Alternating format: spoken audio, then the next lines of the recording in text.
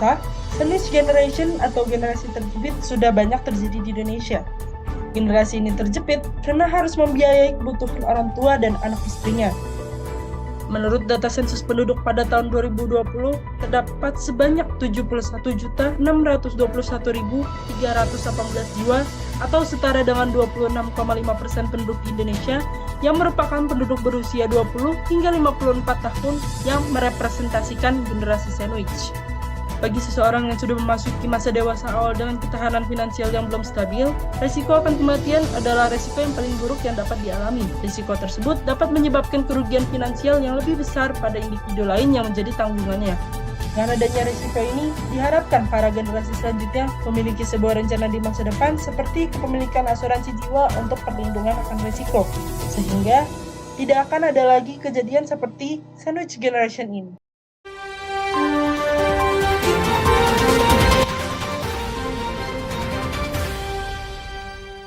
Wah, relate banget nih beritanya.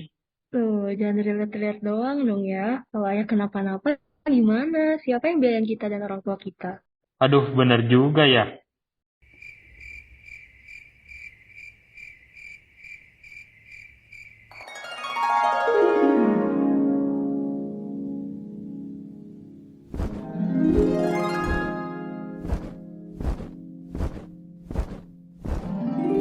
Hah? Proteksi jiwa 3 tahun, benefit 1 miliar, cuma 96.000 sebulan. Yang tadi telah disaksikan adalah iklan asuransi jiwa yang akan kami luncurkan. Di antara beragam produk asuransi yang beredar di Indonesia, asuransi jiwa tetap menjadi salah satu primadonanya. AAJI mencatat bahwa pada tahun 2022, terdapat kenaikan jumlah tertanggung asuransi jiwa sebesar 28% dari tahun sebelumnya dengan total sebanyak 80,85 ribu jiwa. Asuransi ini pun memiliki beberapa jenis yang salah satunya adalah term life atau yang dikenal sebagai asuransi jiwa berjangka. Asuransi ini cukup digemari karena sederhana dan premi yang dibayarkan pun cukup terjangkau. Perlindungan yang diberikan ada dalam jangka waktu tertentu, yang mana jika masa pertanggungan berakhir, tidak akan ada benefit yang didapatkan.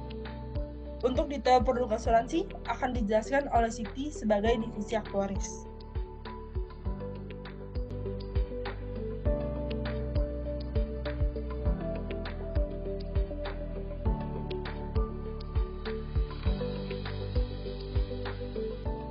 Selamat siang jajaran direksi. Saya akan menjelaskan mengenai skema daripada produk asuransi yang akan kami luncurkan. Produk asuransi yang akan kami luncurkan adalah produk asuransi term life atau berjangka. Adapun details dari produk asuransi kami adalah usia masuk nasabah asuransi 29 tahun dengan masa proteksi berjangka 3 tahun dan benefit sebesar 1 miliar jika nasabah meninggal dan dibayarkan pada saat akhir periode meninggal. Agar mudah untuk dipahami, berikut merupakan skema dari asuransi jiwa berjangka 3 tahun.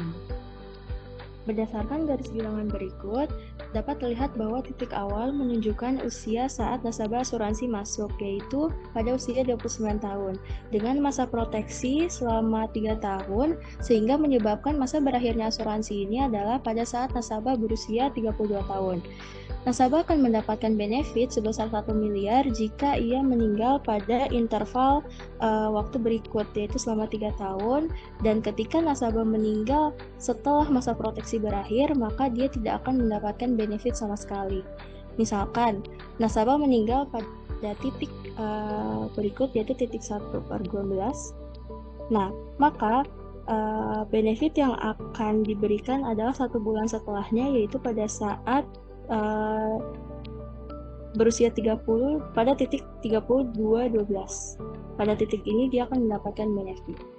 Lalu, berapa besar premi sekali bayar yang harus dibayarkan peserta secara sekaligus oleh peserta untuk mendapatkan benefit 1 miliar, yaitu dengan menggunakan rumusan berikut, di mana ini merupakan premi tunggal neto atau premi sekaligus bayar bagi seseorang berusia 29 tahun yang mengikuti asuransi jiwa berjangka 3 tahun dan dibayarkan pada akhir periode ia meninggal. Dan ini merupakan faktor diskontonya. Nah, berdasarkan rumusan berikut, adanya perjumlahan karena terdapat berbagai kemungkinan kematian di berbagai titik. Selain itu, karena peluang kematian di setiap titik berbeda, maka akan dihitung peluang terjadinya kematian di satu titik dengan rumusan berikut, yaitu yang menyatakan peluang seseorang berusia X masih akan tetap hidup dalam tahun yang akan datang, dikalikan dengan peluang berikut yang menyatakan peluang seseorang yang telah mencapai usia X plus K akan meninggal 1 bulan yang akan datang. Sekian penjelasan dari saya.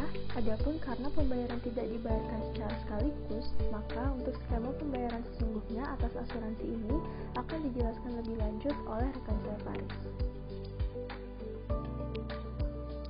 Selamat siang jajaran direksi. Saya akan menjelaskan mengenai skema pembayaran dari produk asuransi ini. Berdasarkan kasus yang diberikan, bahwa pembayaran premi asuransi dilakukan hanya 2 tahun pertama dari masa proteksi yang berjangka 3 tahun. Yang artinya apabila dalam satuan bulan, pembayaran dilakukan selama 24 bulan dari masa proteksi, yaitu 36 bulan atau 3 tahun. Untuk lebih jelasnya, bisa kita lihat pada skema pembayaran yang telah tertera, di mana terdapat 2 kemungkinan dari pemegang polis. Yang pertama, apabila pemegang polis meninggal pada interval waktu pembayaran. Di sini digambarkan bahwa meninggalnya di antara interval K sampai K plus 1. Maka dari itu, apabila terjadi meninggal pada interval tersebut, pembayaran terakhir yang dilakukan oleh pemegang polis pada pihak perusahaan asuransi yaitu pada titik K atau sebelum meninggal. Sedangkan apabila pemegang polis masih hidup hingga akhir masa pembayaran, maka pembayaran terakhir dilakukan pada 30/11/12. Pada skema pembayaran ini juga disimbolkan dengan P yang merupakan besaran premi yang harus dipegang polis. Bisa kita lihat bahwa berdasarkan skema tersebut diperoleh rumus sebagai berikut, di mana pembayaran premi yang harus dilakukan oleh pemegang polis dengan rumus anuitasnya sebagai berikut, yaitu P dikali sigma K sama dengan 0 sampai 1/11/12 V K KPX, di mana KPX itu sendiri merupakan peluang hidup dari pemegang polis. Dalam artian lain bahwa apabila pemegang polis masih hidup pada masa pembayaran, maka pemegang polis memiliki kewajiban untuk membayarkan besaran premi sebesar P yang telah disimbolkan tadi pada skema pembayaran. Sekian penjelasan dari saya, akan dilanjutkan ke rekan saya Sandy. Selanjutnya akan dipaparkan mengenai asumsi-asumsi yang digunakan agar perhitungan dalam rumusan yang telah dipaparkan sebelumnya dapat dilakukan, serta cicilan premi bulanan dapat ditentukan. Asumsi pertama yang akan dibahas adalah asumsi dalam peluang kematian usia bulat. Jadi sekarang kita akan mencoba membahas mengenai asumsi peluang kematian usia bulat ya. Yang pertama kita akan menggunakan asumsi 1, di mana asumsi 1 basisnya adalah experience dari produk identik di masa lalu. Seperti apa gambarannya? Jadi seperti ini ya. Misalkan kita akan mengamati Ki pada usia 29. Jadi peluang kematian usia 29 tahun, peluangnya bagaimana meninggal dalam 1 tahun ke depan. Maka berdasarkan asumsi 1, karena kita basisnya adalah experience produk identik di masa lalu, maka akan digunakan sekelompok orang yang masuk di usia 29 tahun. Misalkan di sini ada 5 orang yang masuk di usia 29 tahun. Maka peluang kematian dalam 1 tahun yang datang adalah berapa yang meninggal di tahun tersebut dibagi dengan berapa yang hidup di tahun tersebut. Misalkan di tahun 30 yang hidup sisa 4 orang. Maka di sini kita mengetahui bahwa ada 1 orang meninggal di antara 29 sampai 30 tahun. Oleh karena itu, rumus Qx yang digunakan di sini adalah dx per lx, atau untuk Q29 tadi apabila kita melakukan pemisahan seperti ini akan langsung kita bagi, yaitu 1/5. Maka peluang usia 29 tahun meninggal dalam 1 tahun yang akan datang adalah 0,2 berdasarkan dari si asumsi yang pertama. Nah, kemudian untuk usia-usia selanjutnya juga seperti itu. Misalkan setelah 4 tahun ada 4 orang yang hidup di usia 30 tahun, kita akan cek lagi berapa yang hidup di usia 31 tahun. Misalkan tersisa 2 orang, maka di sini kita tahu dari 4 orang menjadi 2 orang, ada 2 orang lagi yang meninggal pada rentang 30 hingga 31 tahun. Maka kita memperoleh lagi 30 adalah 2 dibagi dengan 4 di sini. Adalah 0,5. Begitu seterusnya sampai kita memenuhi seluruh nilai Q yang kita gunakan dalam perhitungan asuransi nantinya. Nah, di sini kita memperoleh juga suatu hubungan bahwa LX plus 1 atau orang yang hidup 1 tahun yang akan datang, ini akan selalu sama dengan LX dikurangi DX. Artinya adalah orang yang hidup 1 tahun yang akan datang akan sama dengan jumlah orang hidup 1 tahun sebelumnya dikurangi orang yang mati di dalam rentang 1 tahun tersebut.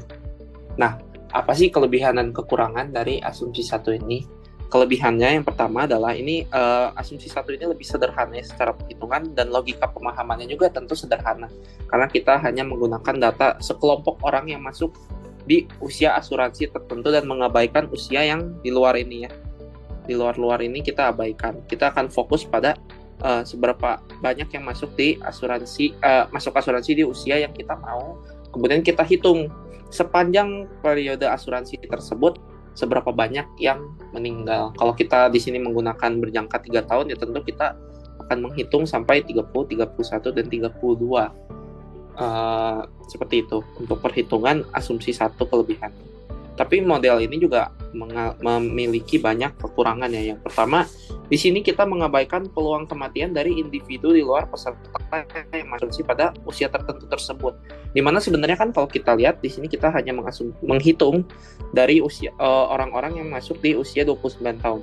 Padahal definisi LX sendiri kan seluruh populasi yang berusia X tersebut. Atau kalau kita asumsikan L29, maka kita harus memasukkan seluruh populasi yang berusia 29 tahun, sedangkan kita mengabaikannya di sini karena kita hanya menghitung berdasarkan orang yang masuk asuransi di usia 29 aja. Padahal di sini kan ada orang yang masuk di usia 27 tapi hidup sampai 29, itu kita abaikan. Ada yang masuk di usia 28 masih hidup sampai usia 29, itu kita abaikan di sini. Oleh karena itu kelemahan model ini adalah yang pertama, mengabaikan peluang kematian di luar yang masuk asuransi di usia tertentu ini. Tertentunya dalam hal ini kita tetapkan 29 tadi ya. Kemudian yang kedua, kredibilitas experience produk belum tentu baik. Ya, ini juga menjadi suatu kelemahan di mana kita bergantung pada experience produk identik di masa lalu, di mana kalau kita lihat di sini dengan kita menghitung peluang dari orang-orang yang masuk di usia 29 tahun, kita kan bergantung pada data perusahaan di masa lalu yang menjual produk identik, di mana produk identiknya dalam hal ini adalah asuransi untuk seseorang berusia 29 tahun berjangka 3 tahun. Kita hanya bergantung dari itu, yang mana tadi kita mengabaikan ya nilai-nilai lainnya yang usia 26, 27, 28 masuk di usia lainnya kita abaikan. Kita hanya berfokus pada experience produk identiknya tersebut, yaitu asuransi 29 berjangka 3 tahun, yang mana kredibilitasnya ini juga menjadi tanda tanya ya. Kita belum bisa memastikan gitu apakah kredibilitas data historis perusahaan ini cukup baik. Kemudian yang ketiga, usia diasumsikan integer ya. Tuh, di sini juga kita mengasumsikan kalau usianya integer ya, karena pemodelannya kita berfokus pada usia bulat kalau di sini. Yang mana kalau dalam perhitungannya nanti kita juga menghitung dengan usia bulat. Oleh karena itu di sini ada kelemahan, 3 kelemahan yang dihadapi oleh model asumsi 1. Lalu bagaimana solusinya untuk mengatasi kekurangan-kekurangan atau kelemahan dari model asumsi 1 ini? Nah, kita menggunakan asumsi yang kedua untuk mengatasi kelemahan model pada asumsi 1. Di mana asumsi 2 ini basisnya adalah peluang kematian dari semua individu yang berkontribusi dalam usia yang ingin diamati. Contohnya kita melihat usia 29 lagi ya.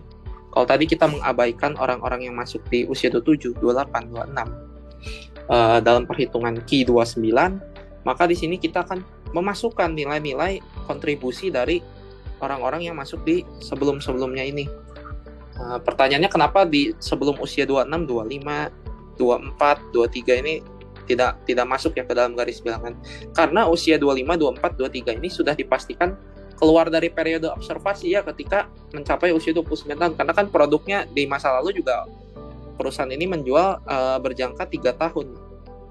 Kalau 25 berjangka 3 tahun kan berhenti di 28. Maka data perusahaan udah tidak ada lagi untuk di usia 29 itu peluang kematiannya tidak ada lagi karena sudah keluar dari observasi. Oleh karena itu titik maksimalnya itu ada di usia 26 tahun.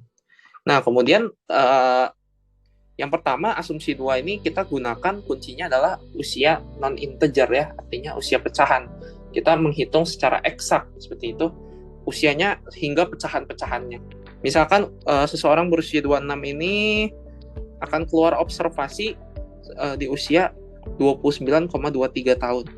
Maka ada titiknya di sini misalkan, maka orang tersebut masih masuk kan tentunya ke dalam kategori usia 29 tahun karena masih hidup hingga atau masih dalam observasi hingga 29,23 tahun. Seperti itu. Nah, kemudian karena kita mengamati usianya secara pecahan, maka kita mengamati juga setiap individunya satu persatu. Kalau tadi kita bicara grup ya, di sini kan kelompok orang yang masuk di usia 29 tahun asuransinya. Kalau di sini kita mengamati secara individu by individu. Oleh karena itu, perhitungannya juga jauh lebih rumit di sini ya, lebih rumit kekurangannya. Karena diamati individu per individu dan ditotalkan gitu. Seberapa banyak yang hidup, seberapa banyak yang mati, dan di mana titik kematian secara integer, secara non-integer maaf. Karena itu di sini proses perhitungannya kita akan menghitung seluruh individu yang berkontribusi. Misalkan ini kita mengamati usia 29, maka seberapa banyak yang berkontribusi dari luar-luar ini ya, terutama dari usia 26, 27, 28, seberapa banyak yang masih hidup setidaknya saat memasuki usia 29. Terus gimana kejadiannya kalau misalkan ada terjadi meninggal?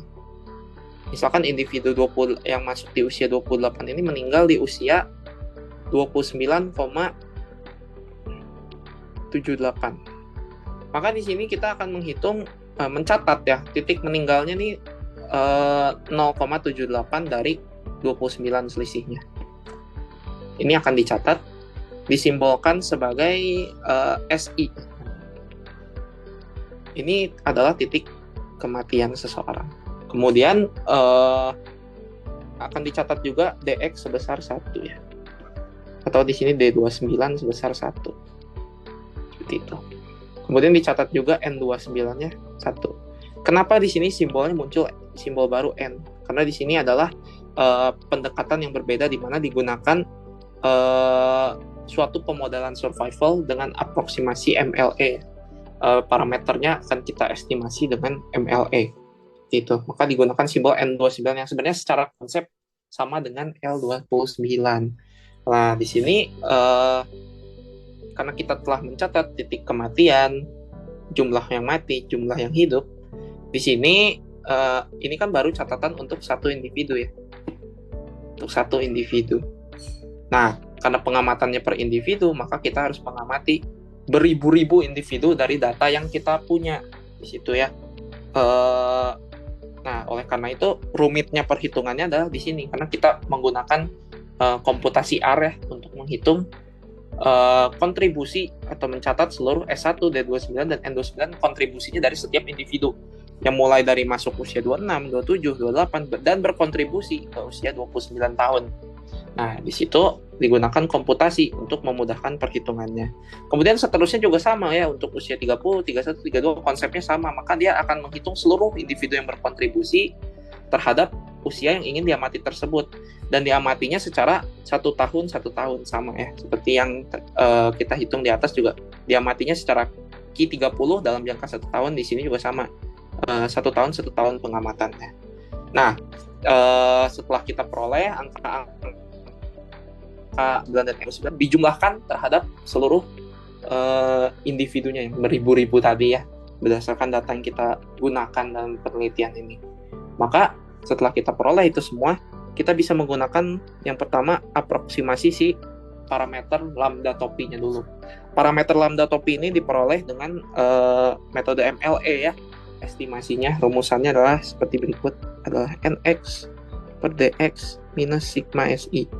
Atau dengan kata lain, kita harus menghitung gitu, seberapa banyak NX dari total seluruh individu, misalkan 30.000, kemudian seberapa banyak yang meninggal dari 30.000 individu tersebut, misalkan 100, kurangi sigma SI. Sigma SI ini pecahan-pecahannya gitu ya, supaya perhitungannya lebih akurat, karena kematian tidak selalu terjadi di titik-titik awal ini ya, tidak selalu di usia 29 tok atau di usia 30 tok, karena pecahan-pecahannya itu dihitung di sini usia kematiannya. Kemudian Qx-nya seperti apa? Setelah kita peroleh parameter lambda topi, ini tinggal eksponen minus lambda. Diperoleh nanti 1 minus eksponen minus lambda ya maksudnya. Nanti diperoleh nilai si Qx-nya untuk masing-masing ya. Nanti kita kan asumsinya asuransi 29 berjangka 3 tahun, maka perlu hitung Q29, Q30, Q31 di situ. Nah, dengan menghitung ini semua, dengan rumusan ini, kita peroleh peluang kematian usia bulat dengan asumsi eksponensial untuk pemodelan survival. Adapun asumsi eksponensial yang di sini digunakan ini berbeda ya nanti dengan usia non-integer. Ini asumsi eksponensial ini untuk usia bulat. Ada lagi nanti pembahasannya mengenai usia yang non-integer ya. Untuk usia pecahan ada lagi pembahasannya, ini untuk usia bulatnya terlebih dahulu. Kemudian apa kelebihan dan kekurangan dari model ini? Yang pertama, ini pemodelan yang kita gunakan ini mampu menghitung keterlibatan seluruh individu dalam usia yang ingin diamati. Kedua, lebih kredibel juga ya secara metodologi, karena tadi dijelaskan seluruh individu yang berkontribusi di usia X yang ingin kita amati tersebut kita hitung gitu. Bagaimana peluang hidup, bagaimana kontribusinya terhadap kehidupan, kematian, dan titik kematiannya itu sendiri.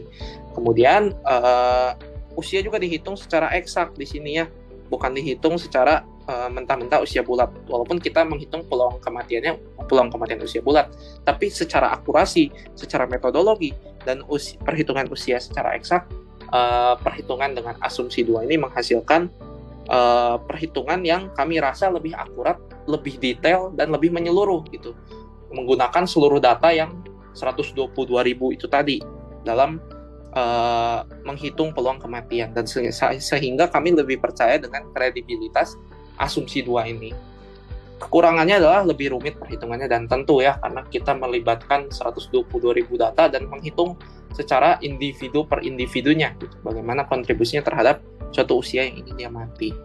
Nah, dengan digunakannya asumsi 1 dan asumsi 2 tadi, bagaimana perbandingan hasil Qx-nya ya.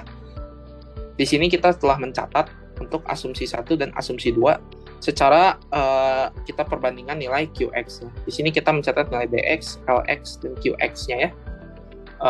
Dimana kalau menggunakan asumsi 1, seperti yang tadi kita telah sebutkan, ada hubungan bahwa Lx plus 1 ini akan sama dengan Lx minus Dx, yang artinya orang yang hidup 1 tahun, jumlah orang yang hidup 1 tahun yang akan datang, ini akan sama dengan jumlah orang yang hidup di tahun sebelumnya dikurangi jumlah orang yang mati dalam 1 tahun tersebut. Maka di sini kita lihat 33384 kurangi 1, 33383, 33383 kurangi 34. Sisa yang hidup adalah 33.349. Kemudian nilai Qx-nya kita langsung ya Dx per Lx. Jadi 1 bagi 33384 nilainya sangat kecil mendekati 0 ini ya.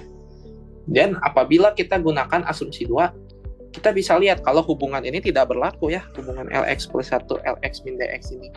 Karena kita lihat si Lx-nya ini berbeda. Kenapa bisa berbeda? Kita coba ilustrasikan lagi.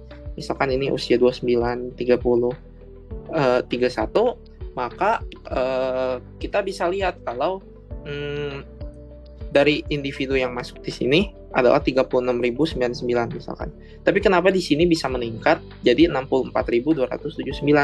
Artinya di sini ada tambahan individu ya, individu yang masuk di usia 30 asuransinya, seperti itu. Yang mana kalau sebelumnya kita abaikan, kita hanya fokus, kalau dengan asumsi 1 kita hanya fokus dari individu yang masuk di usia 29, seberapa banyak yang meninggal di tahun-tahun selanjutnya, dan mengabaikan nih peluang adanya jumlah orang yang masuk di usia 30 gitu, usia asuransi di usia 30. Demikian juga untuk usia 31 ya, meningkat justru ini angkanya 72.000. Karena ini ada kontribusi lagi tambahan dari orang yang baru masuk asuransi gitu di usia 31 tahun. Maka dari itu kita melihat perbandingan Qx yang lumayan berbeda ya, walaupun untuk yang usia 29 ini cukup mirip, mendekati 0, 2,77, 2,99 pangkat 10 pangkat minus dikali 10 pangkat minus 5. Kemudian untuk usia 30 ini cukup berbeda, di mana asumsi 1 lebih tinggi ya peluang kematiannya. Kemudian di usia 31 juga ini cukup berbeda. Oleh karena itu, ini menjadi pertimbangan juga Pak untuk perusahaan nantinya untuk memilih menggunakan asumsi yang mana.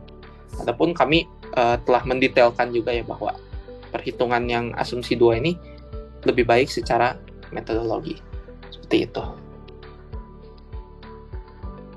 Karena premi dan juga masa proteksi dilakukan dalam satuan bulanan, maka diperlukan suatu perhitungan peluang kematian dalam usia tahunan yang berbentuk pecahan, di mana asumsi untuk usia pecahan ini akan dijelaskan oleh rekan saya, Syabira.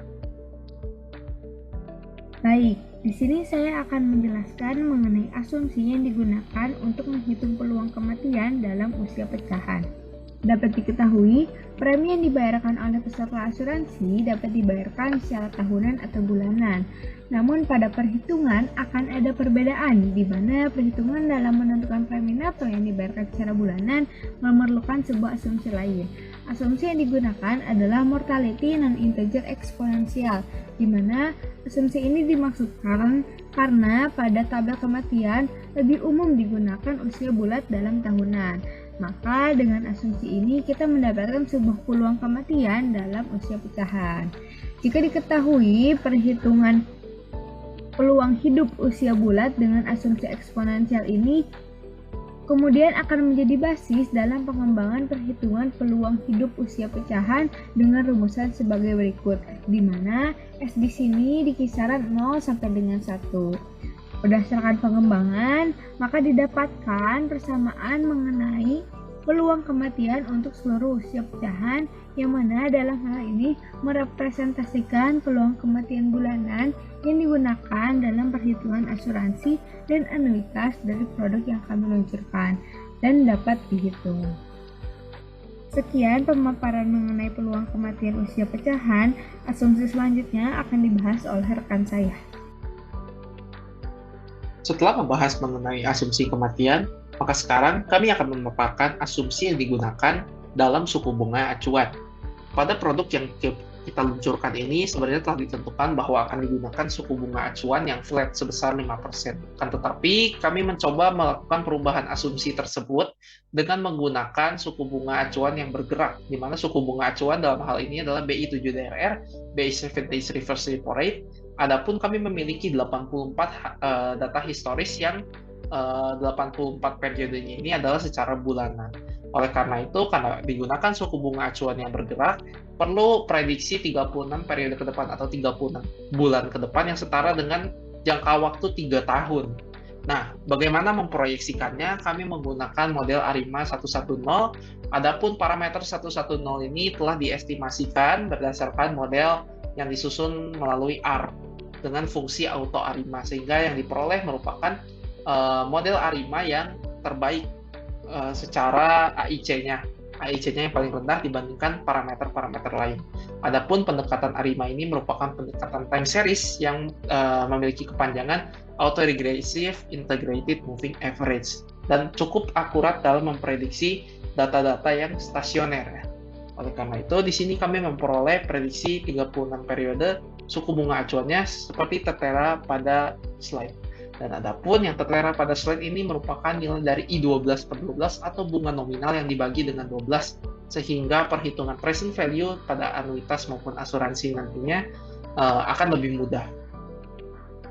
Selanjutnya, kita telah memiliki asumsi-asumsi yang berbeda-beda ya, mulai dari asumsi mortalitas usia bulat, asumsi mortalitas usia pecahan, kemudian ada asumsi suku bunganya tadi, ada yang flat 5%, ada juga yang bergerak. Nah, untuk mortalitas asumsi usia bulat tadi ada asumsi 1 dan asumsi 2. Kemudian untuk asumsi usia pecahan hanya akan digunakan asumsi eksponensial untuk semua jenis perhitungan karena sudah fix ditetapkan. Kemudian oleh karena itu kita memiliki berbagai kemungkinan asumsi-asumsi yang digunakan dalam hal mortalitas usia bulat maupun asumsi suku bunga. Oleh karena itu di sini dilakukan tabel perbandingan di mana mortalitas asumsi 1 dan suku bunga flat 5% dibandingkan dengan mortalitas asumsi 1 dan suku bunga bergerak serta mortalitas asumsi 2 dan suku bunga bergerak. Adapun keseluruhnya menghasilkan nilai dari asuransi yang cukup mirip-mirip, anuitas yang cukup mirip-mirip juga, serta pada akhirnya menghasilkan nilai premi yang kurang lebih cukup mirip juga di kisaran 95.000 dan 96.000. Namun perbedaan terletak pada tingkat akurasi dan tingkat kredibilitas model yang telah kami paparkan sebelumnya. Sekian yang dapat saya sampaikan, dan untuk kesimpulan dari presentasi kami hari ini akan saya serahkan kembali kepada Kepala Departemen Produk. Dari apa yang telah dibahas oleh rekan-rekan saya, kami menyarankan langkah perusahaan sebagai berikut. Kami menyarankan perusahaan untuk menggunakan mortalitas usia bulat dengan asumsi 2 dan bunga bergerak. Hal tersebut dikarenakan asumsi 2 menggambarkan peluang kematian yang lebih representatif dan mencakup seluruh data historis pemegang polis yang berkontribusi ke dalam perhitungan eksposur suatu usia. Selain itu, dalam realita praktiknya, suku bunga juga akan terus bergerak, sehingga permodelan dengan suku bunga bergerak akan lebih sesuai dengan kenyataan di lapangan. Dengan demikian, perhitungan dengan menggunakan mortalitas asumsi 2 dan suku bunga bergerak tersebut lebih realistis tetapi tetap konservatif, karena peluang kematian dihitung dengan melibatkan seluruh data historis yang relevan. Sebagai hasil akhir, kami menyarankan perusahaan menetapkan premi neto bulanan sebesar Rp96.218 selama 2 tahun untuk produk asuransi jiwa berjangka 3 tahun dengan benefit 1 miliar bagi seseorang yang berusia 29 tahun. Sekian presentasi dari kami mengenai produk yang akan kami luncurkan. Kurang lebihnya mohon maaf. Terima kasih banyak untuk Bapak Ibu jajaran direksi sekalian.